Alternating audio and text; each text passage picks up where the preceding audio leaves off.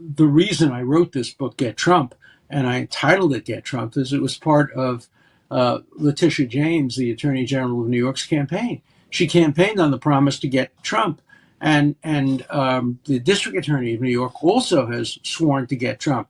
And even though the federal prosecutors declined prosecuting, and Bragg's predecessor declined prosecuting, Bragg decided to do it. That he knows no limits on getting Trump, and it will make him popular in New York City, and probably get him campaign contributions from George Soros and other woke progressives. But it will set back the rule of law.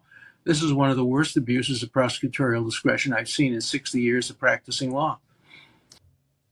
It isn't even a misdemeanor. It's a sin, not a crime. He committed adultery.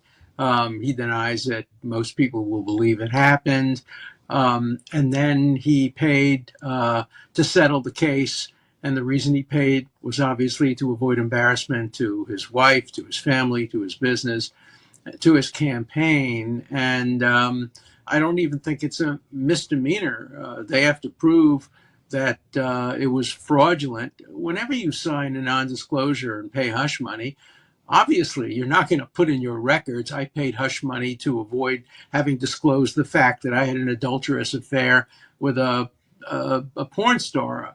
Obviously, you're going to say it's a legal fee. And in some respects, it is a legal fee because it settled the lawsuit.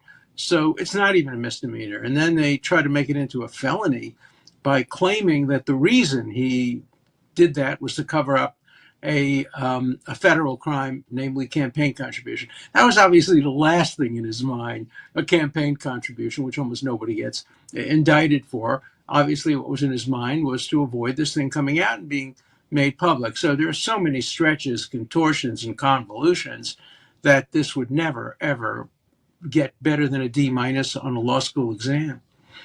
No, each prosecutor is looking at this independently and looking at their own selfish interests. They're not going to put him in jail. They're not going to deny bail. That would be so unconstitutional. He has the right to organize protests. You have a right to protest. It's in the First Amendment.